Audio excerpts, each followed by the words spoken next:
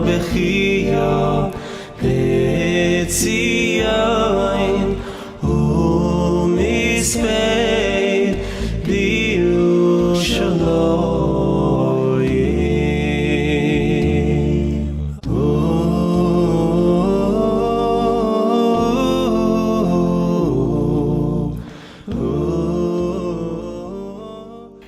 אש תוקד בקרבי, בעלותי על ליבי, בצאתי ממצרים.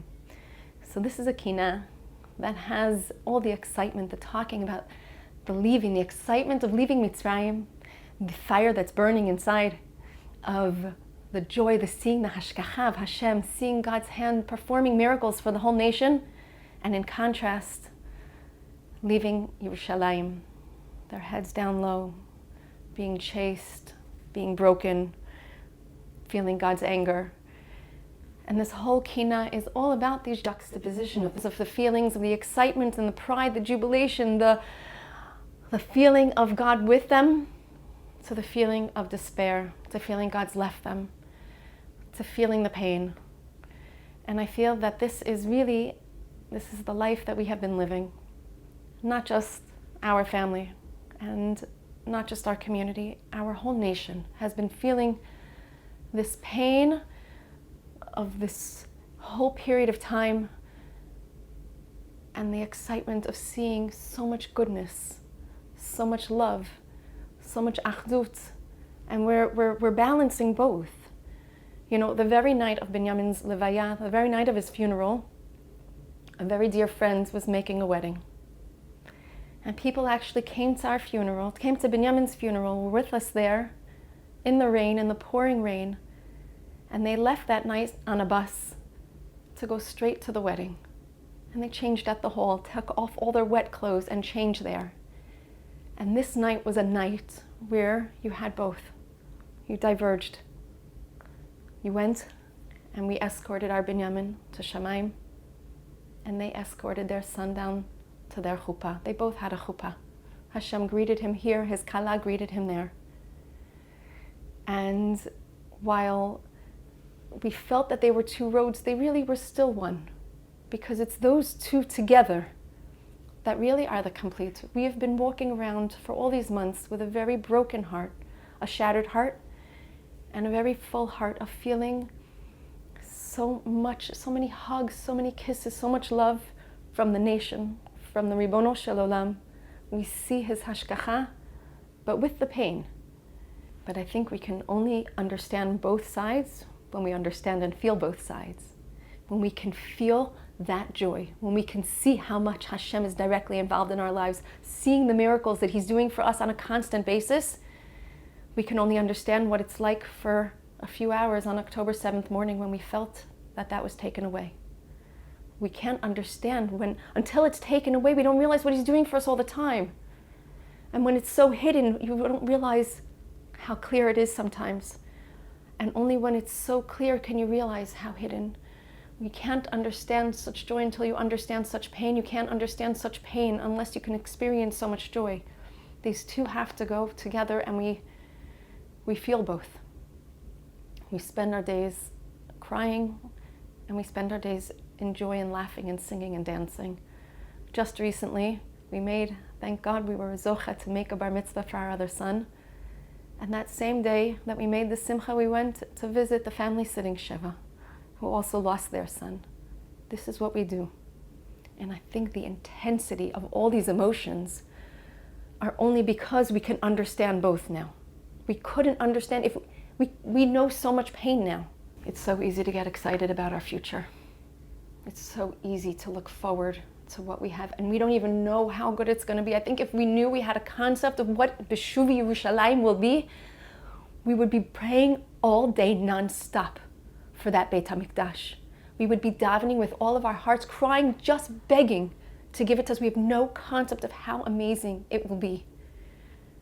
It's hard to understand how much we're missing, but yet it's also so not. We've been living with this for all these months. Our whole nation, the devastation. We've been in Tisha B'Av mode since Simchat Torah. We don't need any reminders. It will not. I remember years ago, Rabbi Leff said that if If you can't bring yourself to cry on Leil Tisha B'Av, cry that you can't bring yourself to cry.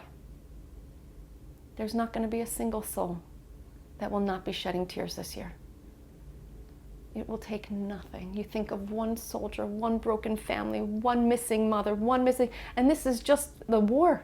This isn't even all the other sicknesses and sarot that people experience, and thinking about their grandparents and thinking, we don't have to go so far this year. There's not one person in the entire nation that will have a hard time shedding a tear.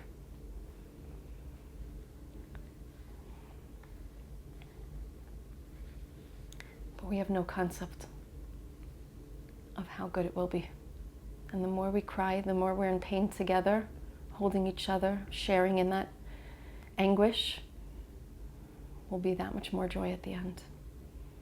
Of all the kinot, this is one of the few that's sung in a song, that's sung in a tune.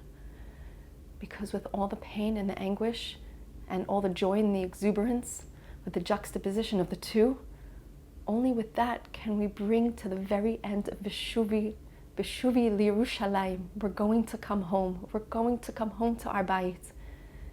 And we can experience that simcha amitit, that true joy that we haven't in our times experienced ever.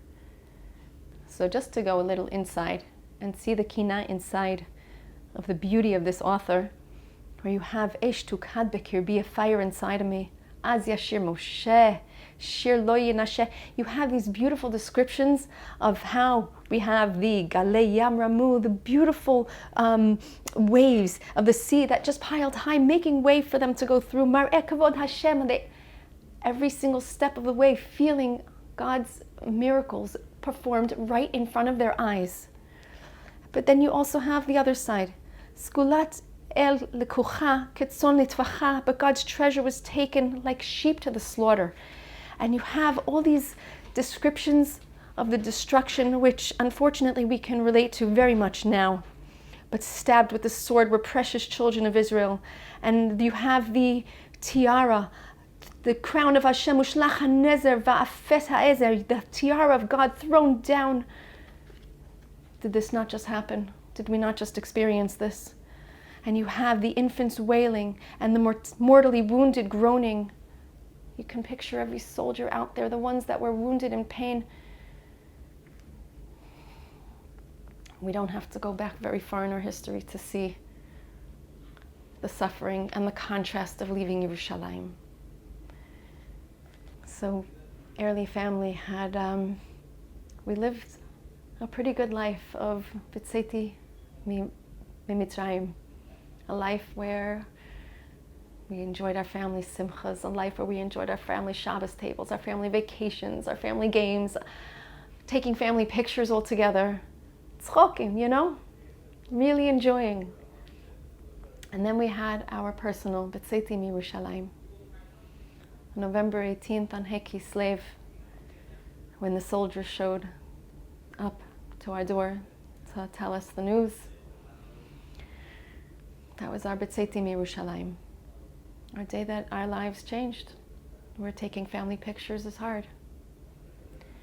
We're sitting at the Shabbos table and seeing who's going to sit in Binyamin's chair. Do we let guests sleep in his bedroom? Is anyone allowed to touch anything of his? Can we even appreciate all the same joking around? We're very much B'tzeiti Yerushalayim. Not simple.